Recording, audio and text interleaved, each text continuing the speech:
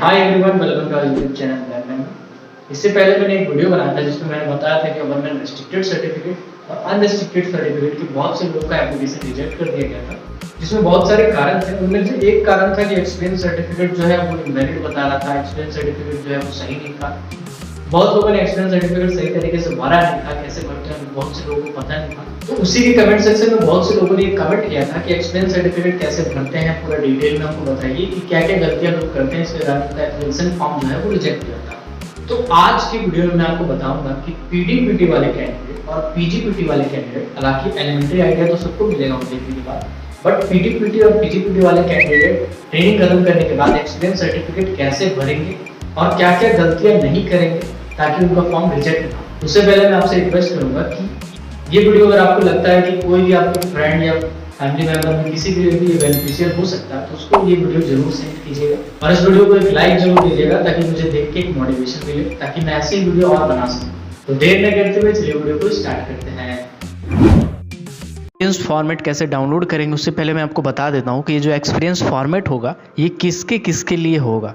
तो certificate of practical experience granted by the manager agent owner to the candidate for grant of manager certificate, चाहे आप first class manager certificate, second class manager certificate के लिए apply कर रहे हो, चाहे सर्वेयर के लिए अप्लाई कर रहे हो, चाहे ओवरमैन के लिए, फॉरमैन के लिए, सरदार माइनिंग सरदार के लिए, माइनिंग मेट के लिए, ब्लास्टर के लिए, चाहे आप कोल माइंस रेगुलेशन 2017 से रिलेटेड कोई भी एक्सपीरियंस फॉर्मेट के लिए अप्लाई कर रहे हैं या फिर मेटलीफेरस माइंस रेगुलेशन से रिलेटेड, जब भी कहीं एक्सपीरियंस सर्टिफिकेट की बात आएगी तो आपको यही वाला फॉर्म को भर के अप्लाई करना है।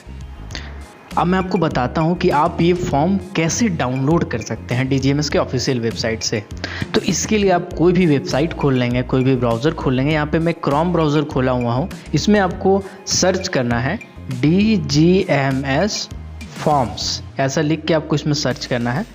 सर्च करने के बाद जो पहला नंबर पे आएगा उसका URL होगा, वो होगा dgms.gov.in यूज़र व्यू, और लिखा होगा उसमें exam forms format notices directorate general of mine safety ministry of labour and employment. इसमें आपको क्लिक करना है, स्क्रॉल करना है नीचे। इसमें 3 सेक्शन टोटल दिए गए हैं। पहला सेक्शन जो है वो एप्लीकेशन फॉर्म्स का है, जिसमें अलग अलग एक्सपीरियंस फॉर्म्स है, जैसे Sardar examination application form, overman, surveyor, foreman, surveyor, mining mate, gas testing, engine driver, form 2 examinations basis के लिए, मेटल माइंस के लिए एग्जाम्शंस बेटिस का फॉर्म 2 जो है वो CMR 2017 के लिए, और एप्लीकेशन फॉर्मेट जो है मेडिकल एग्जामिनेशन, चाहे मैनेजर हो, फॉरमैन हो, सर्वेयर हो, ये चीज़ का। और सेकंड नंबर जो सेकंड सेक्शन है उसमें फॉर्मेट के बारे में दिया गया है, अलग अलग फॉर्मेट का इसमें फॉर्मेट दिया हुआ है, जैसे कोविड-19 सेल्फ डिक्लेरेशन फॉर्म है, format of medical certificate of fitness है, फ्लेम सेफ्टी लैम का जो सर्टिफिकेट है, कैरेक्टर सर्टिफिकेट, एफिडेविट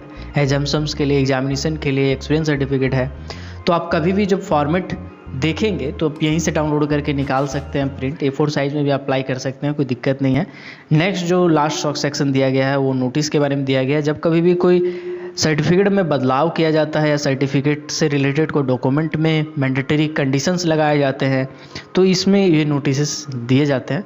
तो हमें डाउनलोड करना है एक्सपीरियंस सर्टिफिकेट। तो एक्सपीरियंस सर्टिफिकेट हम डाउनलोड करेंगे। एक्सपीरियंस सर्टिफिकेट डाउनलोड करने के बाद ये एक्सपीरियंस सर्टिफिकेट खुल जाएगा। अब मैं आपको बताता हूँ कि इसको आपको भरना कैसे है। सबसे पहले आपको जो यहाँ पे लिखा हुआ है I being the manager agent owner, तो यहाँ पे आपको मैनेजर का जो नाम है वो भरना है आपको। ये फॉर्म तो मैनेजर के द्वारा भरा जाना चाहिए, बट नॉर्मली ऐसा होता नहीं है, ये कैंडिडेट खुद भरते हैं पूरा का पूरा फॉर्म। मैनेजर सिर्फ उसमें सिग्नेचर कर देते हैं और अपना नंबर डाल देते हैं। तो यहाँ पे आपको मैनेजर का पूरा नाम डालना पड़ेगा, जो भी उनका नाम होगा। उसके बाद यहाँ पे एक चीज़ आप गौर करेंगे कि आप ये जो सर्टिफिकेट है ये सिर्फ और सिर्फ मैनेजर से ही साइन करवाएंगे, कोई भी एजेंट या फिर ऑनर से साइन नहीं करवाएंगे। अपनी प्रोजेक्ट ऑफिसर से और ऑनर से आपको साइन नहीं कराना है इस फॉर्म को, जब तक कि आप मैनेजर सर्टिफिकेट के लिए अप्लाई ना करें। अगर आप कोई माइंस का मैनेजर हैं, माइंस का मैनेजर में काम कर रहे हैं, ये नहीं कि आपके पास फर्स्ट क्लास मैनेजर सर्टिफिकेट हो और सेकंड क्लास मैनेजर सर्टिफिकेट हो तो आप ये फॉर्म भरा सकते हैं, एजेंट या ऑनर से साइन करवा सकते हैं, ऐसा नहीं है। अगर आप किसी माइंस में माइन मैनेजर के तौर पे काम कर रहे हैं, अगर उसके लिए आपको सर्टिफिकेट चाहिए, उस कंडीशन में आपको एजेंट और ओनर से साइन करवाना है। बाकी कोई भी कंडीशन हो तो आपको सिर्फ और सिर्फ मैनेजर का नाम लिखना है और मैनेजर से ही सिग्नेचर करवाना है। तो यहाँ पे आपको मैनेजर का पूरा नाम लिखना है। सेकेंड नंबर पे जो है ऑनर ऑफ, यहाँ पे आपको प्रोजेक्ट का या फिर माइंस का नाम लिखना है। जो यहाँ पे हैशटैग दे के लिखा हुआ है, यहाँ पे आपको मिनरल का नाम लिखना है। मिनरल का नाम यानी कि अगर आपका माइंस बॉक्साइट का है तो आपको बॉक्साइट लिखना है, ये नहीं कि वहाँ अल्मोनियम लिखना है। यहाँ पे आपको मिनरल का नाम लिखना है, मिनरल से क्या बनता है ये नहीं लिखना है। जैसे हेमेटाइट है, मैग्नेटाइट है, तो यहाँ पे आपको हेमेटाइट और मैग्नेटाइट लिखना है, ना कि यहाँ पे आयरन लिखना है, ठीक है। तो आयरन का माइंस नहीं होता है एक्चुअली, जो मिनरल होता है उसका माइंस होता है। इसके बाद आपको यहाँ पे जो माइंस बिलोंगिंग टू लिखा हुआ है, इस जगह पे आपको कंपनी का नाम लिखना है डिटेल में। फॉर एग्जांपल अगर आप CCL में ट्रेनिंग किए हैं तो आपको लिखना है सेंट्रल कोलफील्ड्स लिमिटेड। यहाँ पे आपको C.C.L ऐसे करके नहीं लिखना है, आपको पूरा लिखना है सेंट्रल कोलफील्ड लिमिटेड। देन आपको लिखा हुआ है श्री मिस्टर, ये जो है यहाँ पे आपको अपना नाम लिखना है और आपको नीचे सिग्नेचर भी करना है। कहाँ करना मैं बता दूंगा। और देन आपको यहाँ पे अपना फादर नेम एंटर करना है, फादर नेम या मदर नेम जो भी है आपको एंटर करना है। देन यहाँ पे जो माइंस में जो ट्रेनिंग है, work in above mines from, ये जो सेक्शन है यहाँ पे आपको लिखना है कि आपने कब से कब तक ट्रेनिंग किया था। फॉर एग्ज़ाम्पल अगर आपने ट्रेनिंग अगर मैं मान लेता हूँ कि आपने ट्रेनिंग किया है 16 जनवरी 2021 से, तो आपका जो ट्रेनिंग ख़त्म होगा वो आपका होगा 15 जनवरी 2022। अगर साल भर का आप ट्रेनिंग लिए हैं तो उस कंडीशन में आपको ऐसे ही एंटर करना है, यानी जो 16 जनवरी का टाइम है वो यहाँ पे डालना है और जो 15 जनवरी है वो यहाँ पे डालना है, मतलब एक दिन कम करके आपको लिखना है। यहाँ पे एक चीज़ को और ध्यान रखेंगे, स्ट्राइक आउट करना है जो भी आपके लिए मैंडेटरी नहीं है। फॉर एग्जाम्पल जैसे आपको यहाँ पे आप मेल कैंडिडेट है तो आपको यहाँ पे बाकी चीज़ें स्ट्राइक आउट जब भी आप करेंगे तो आपको ऐसे करके स्ट्राइक आउट नहीं करना है या फिर ऐसे करके नहीं करना है। आप कोशिश करेंगे कि स्ट्राइक आउट आप उल्टी डायरेक्शन से करेंगे, क्योंकि ऐसे अगर आप करेंगे तो आपका लगेगा जैसे उसको टिक किए हुए हैं, जबकि आपको करना है ऐसे है। जैसे श्रीमती ये आपका नहीं है, अगर आप मेल कैंडिडेट है तो ये दोनों कट कर देंगे। अगर आप अपना फादर का नाम डाल रहे हैं तो यहाँ पे डॉटर वाइफ ये कट कर देंगे, ऐसे करते हुए स्ट्राइक आउट करेंगे जहाँ भी आपको स्ट्राइक आउट करना है वहाँ पे। जैसे यहाँ पे एजेंट ओनर है तो यहाँ पे एजेंट और ओनर को स्ट्राइक आउट कर सकते हैं। जैसे यहाँ पे हर है तो हर को स्ट्राइक आउट कर सकते हैं। ऐसा करते हुए आप पूरा फॉर्म को भरेंगे।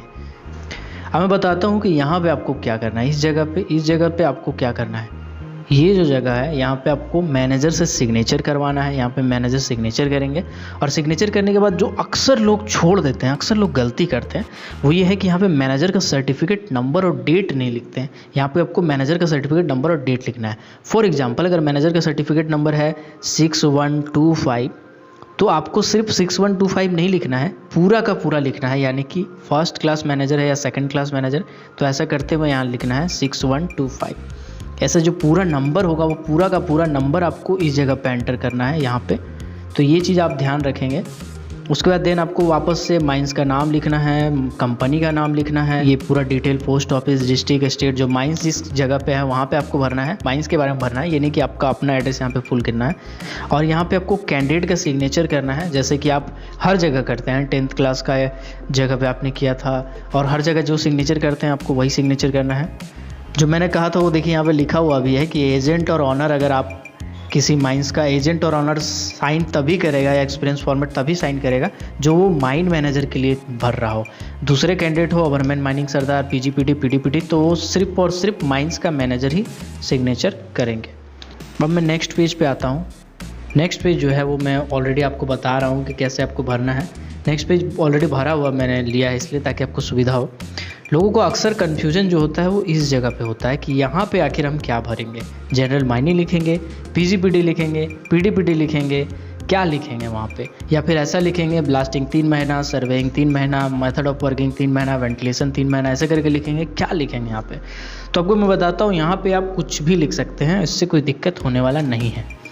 फॉर एग्जाम्पल अगर आप PDPT कर रहे हैं तो यहाँ पे आप ये भी लिख सकते हैं PDPT ट्रेनिंग, यहाँ पे आप ये भी लिख सकते हैं, या फिर यहाँ पे आप जनरल माइनिंग लिख सकते हैं, या फिर यहाँ पे आप ये भी लिख सकते हैं कि आपका जनरल माइनिंग 3 महीना था, ब्लास्टिंग 3 महीने था, वेंटिलेशन 3 महीने था और जो मेथड ऑफ वर्किंग है या सपोर्ट है या रूफ सपोर्ट है, ये 3 महीना का ट्रेनिंग था, या सर्वेइंग 3 महीना था, ऐसा कुछ भी लिखेंगे तो कोई प्रॉब्लम नहीं होगा। बट अगर आप पीडीपीटी कर रहे हैं तो आप उसमें ब्लास्टिंग को इन्वॉल्व कीजिएगा ज़रूर। ये चीज़ों में अगर आपको कन्फ्यूज़न होगा तो आप सीधी जनरल माइनिंग लिख के काम चला लेंगे। सेकंड मैं बात करता हूँ कि यहाँ पे प्लेस ऑफ एक्सपीरियंस की जब बात करूँ, अगर below ground, open cast, above ground, तो यहाँ पे आपको प्रोजेक्ट का नाम लिख देना है। फिर वापस से है कि कब से ट्रेनिंग कब तक था, तो ये आप लिख सकते हैं। या फिर अगर आप यहाँ पे 3 महीना करके कुछ चीज़ डालें यहाँ पे, तो आपको उसका डेट डालना है कि भैया इतना दिन से इतना दिन मैंने ब्लास्टिंग किया, इतना दिन से इतना दिन मैंने सर्वेइंग सीखा, इतना दिन से इतना दिन मैंने ये सीखा, और इतना दिन से इतना दिन मैंने ये सीखा। ऐसे करते हुए आप पूरा का पूरा लिख सकते हैं। और यहाँ पे जो ईयर है, ये टाइम पीरियड है। अगर आप पीडीपीटी या पीजीपीटी का भर रहे हैं तो आपको 1 ईयर लिखना है, या फिर अगर 1 ईयर आप नहीं लिख सकते हैं तो आपको यहाँ पे 12 मंथ भी लिखना है। बट एक चीज़ ध्यान रखिएगा, दिन में आपका एक्सपीरियंस काउंट नहीं किया जाता है पीजीपीटी और पीडीपीटी का। ऐसा नहीं कि 35 दिन, 67 दिन, 265 दिन, 267 दिन ऐसे करके आप लिखेंगे, ऐसा आप नहीं लिखेंगे, तभी बेहतर होगा। नेक्स्ट आपको यहाँ पे ग्रांड टोटल करते हुए जो टाइमिंग है वो लिख देना है। अगर मैं बात करता हूँ average monthly output coal mines के लिए, यहाँ पे 2 सेक्शन दिया हुआ है, मेटल माइंस के लिए और कोल माइंस के लिए। अगर आप कोल माइंस में ट्रेनिंग किए हैं तो आपको सिर्फ ये वाला लाइन भरना है, ये वाला लाइन पूरी एम्प्टी रहेगा, इसको आपको नहीं भरना है। बट अगर आपने मेटल माइंस में ट्रेनिंग किया है तो आपका ये वाला लाइन पूरी खाली रहेगा, सिर्फ ये वाला लाइन आपका पूरी भराएगा। तो इस चीज़ का आप ध्यान रखिएगा। फॉर एग्जांपल आपने अगर कोल माइंस में ट्रेनिंग किया है तो आपने अगर अंडरग्राउंड में ट्रेनिंग किया है तो यहाँ पे प्रोडक्शन लिखिएगा। अगर ओपन कास्ट में ट्रेनिंग किया है तो यहाँ पे प्रोडक्शन या फिर मटेरियल हैंडल्ड लिखिएगा। ये चीज़ें क्या होती है मैं आपको बताता हूँ थोड़ी देर में। फिर यहाँ पे आपको ग्रांड टोटल में लिखना है। तो मैं सबसे पहले बात करता हूँ कोल माइंस में कितना प्रोडक्शन होगा तो आपका एक्सपीरियंस वैलिड होगा। मैं कोल माइंस के बारे में बात करता हूँ। तो कोल माइंस में एवरेज मंथली आउटपुट एक टर्म लिखा हुआ है। ये क्या होता है सबसे पहले मैं आपको ये बताता हूँ। फॉर एग्जांपल एक माइंस है जिसका कहीं ए माइंस चल रहा है, बी फेस चल रहा है, सी फेस चल रहा है, डी फेस चल रहा है, ई फेस चल रहा है, ऐसे करके बहुत सारा फेस चल रहा है। तो इन सब को जोड़ने के बाद जो टोटल प्रोडक्शन आएगा उसको हम लोग 12 से डिवाइड करते हैं, क्योंकि 12 महीने का। देन आपका जो आता है उसको हम लोग बोलते हैं एवरेज मंथली प्रोडक्शन। अगर अंडरग्राउंड माइंस में आप ट्रेनिंग कर रहे हैं तो आपका जो एवरेज मंथली आउटपुट होगा वो कम से कम 1000 टन प्रति महीना होना चाहिए, तब भी आपका एक्सपीरियंस सर्टिफिकेट वैलिड है। अगर इससे कम है तो आपका एक्सपीरियंस सर्टिफिकेट वैलिड नहीं है। उस कंडीशन में आपको मैं यही सजेशन दूंगा कि आप अपना ट्रेनिंग को एक्सटेंड करा सकते हैं या फिर ट्रांसफ़र करा सकते हैं दूसरे कंपनी में। ये चीज़ें नॉर्मली कंपनी के द्वारा ही की जाती है, बट अगर आप ऐसा चाहें तो ले सकते हैं। सेकेंड कंडीशन है ओपन कास्ट के बारे में बात करते हैं। तो ओपन कास्ट में लिखा हुआ है 10,000 मीटर क्यूब पर मंथ। आपको पता होगा कि प्रोडक्शन जो होता है वो टन में कैलकुलेट किया जाता है, और यहाँ पे मीटर क्यूब प्रति मंथ लिखा हुआ है, यानी कि ये मटेरियल हैंडल्ड के बारे में लिखा हुआ है। फॉर एग्जांपल आपने किसी ओपन कास्ट माइंस में ट्रेनिंग ज्वाइन किया, वहाँ पे एक कोयले का फेस था, 3-4 जो है वो पत्थर का फेस चल रहा था, यानी ओवरबर्डन का फेस चल रहा था। तो मान लीजिए ऐसा होता है कि जो कोयला वाला काम है वो रुक जाता है और जो ओवरबर्डन का काम है वो लगातार चल रहा है। तो उस कंडीशन में आपको ये डर सताएगा कि कोयला का प्रोडक्शन नहीं हो रहा है, मेरा एक्सपीरियंस वैलिड है कि नहीं है। तो आपको मैं बता देता हूँ कि अगर कोयला का प्रोडक्शन नहीं भी होता, सिर्फ और सिर्फ ओवरबर्डन निकासी भी होता, तो उसका जो टोटल रहता उसको जब हम 12 से डिवाइड करते हैं, यानी कि जो एवरेज मंथली आउटपुट होता वो आपका 10,000 मीटर क्यूब प्रति मंथ भी रहे तो आपका एक्सपीरियंस वैलिड है। अगर इससे कम है तो आपका एक्सपीरियंस वैलिड नहीं होगा। अब मैं मेटल माइंस की तरफ स्विच करता हूँ। तो मेटल माइंस में एवरेज मंथली आउटपुट को नहीं देखा जाता, वहाँ पे देखा जाता है एवरेज डेली एम्प्लॉयमेंट, यानी number of persons working in the mines. उस पर डिपेंड करता है भैया कि आपका एक्सपीरियंस वैलिड है कि नहीं है। अगर आपका माइंस बिलो ग्राउंड है यानी अंडरग्राउंड माइंस है तो कम से कम एवरेज डेली एम्प्लॉयमेंट जो होगा वो 60% होना चाहिए। एवरेज डेली एम्प्लॉयमेंट क्या है भैया कि साल भर में जो काम पे लगाया गया था उन सबको जो जोड़ा जाएगा उसके बाद 12 से डिवाइड किया जाएगा, तो जो संख्या आएगा वो आएगा एवरेज डेली एम्प्लॉयमेंट। ये यहाँ पे बोला गया है कि 60 से कम नहीं होना चाहिए। यानी मान लीजिए एक दिन ऐसा हो गया कि हम 15 आदमी को ही लगाएं, एक महीना लगातार हम 15 आदमी से ही काम कराएं और अगला महीना हम लगातार 45 आदमी से काम कराने लगे, फिर अगला महीना मेरा काम बढ़ गया तो मैं 65 आदमी से काम कराने लगे, फिर अगला महीना बढ़ गया तो 200 आदमी से काम कराने लगे, 1200 आदमी से काम कराने लगे, तो उस सबको जोड़ के जब 12 से डिवाइड किया जाएगा तो वो जो संख्या आएगी वो 60 से ऊपर होना चाहिए, तभी आपका एक्सपीरियंस जो है वो वैलिड है। यानी कि कुल मिलाकर के सिंपल भाषा में बोला जाए तो एवरेज डेली एम्प्लॉयमेंट जो है वो 60% से ज़्यादा होना चाहिए बिलो ग्राउंड का कंडीशन में। अगर आपका ओपन कास्ट माइंस है तो उस कंडीशन में वही जो संख्या है वो 160 या फिर उससे ज़्यादा, यानी 160 के बराबर या फिर 160 से ज़्यादा नंबर ऑफ एम्प्लॉयमेंट हो, यानी पर्सन्स काम कर, यानी एवरेज डेली एम्प्लॉयमेंट जो 160 से ऊपर है तो आपका एक्सपीरियंस वैलिड है, कोई दिक्कत आपको नहीं है। लेकिन एक कंडीशन है, अगर आपका माइंस में 60 आदमी से कम भी काम कर रहा है या फिर 160 आदमी से कम भी काम कर रहा है अंडरग्राउंड का केस में या फिर ओपन कास्ट का केस में, तब भी आपका एक्सपीरियंस वैलिड है।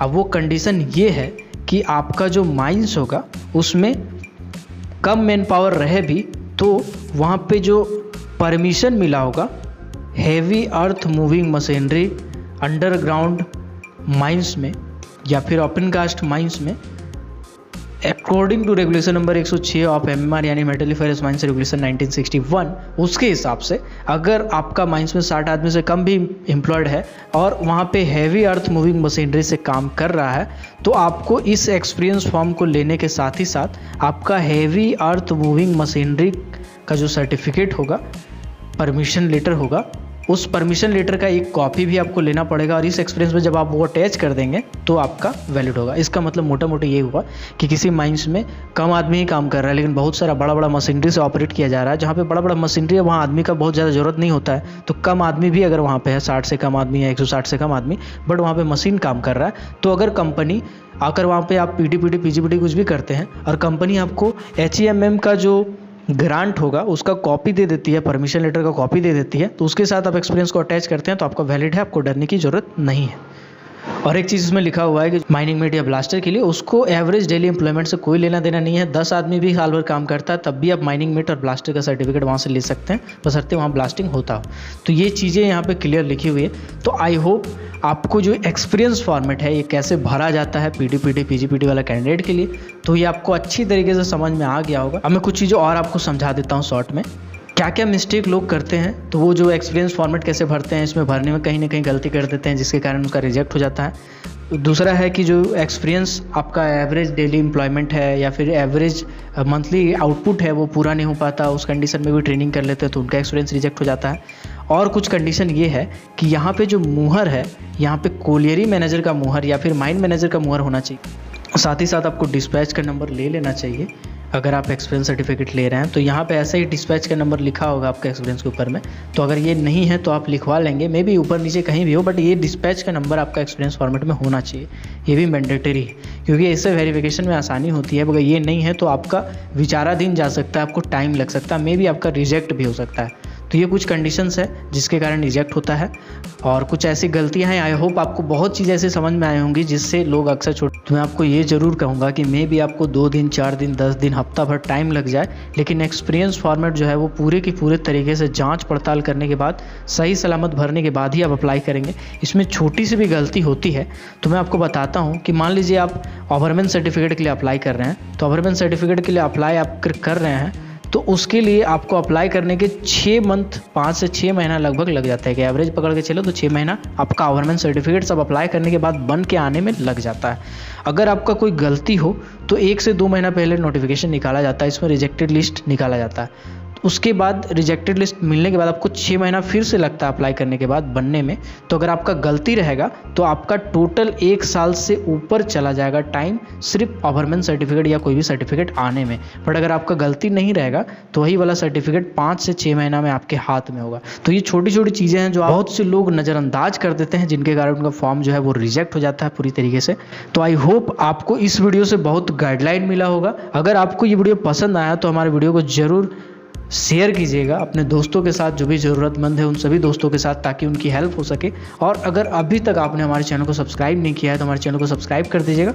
और ऐसे ही वीडियो और देखना चाहते हैं या कोई भी आपका डाउट है तो इस वीडियो को एक लाइक ज़रूर कीजिएगा, ताकि मैं जब भी देखूं ये वीडियो मुझे मोटिवेशन मिले, ताकि मैं ऐसी वीडियो और पॉजिटिव एनर्जी के साथ बना सकूं। तो मिलते हैं ऐसे ही किसी और वीडियो में, तब तक के लिए keep watching, keep supporting, till then जय हिंद।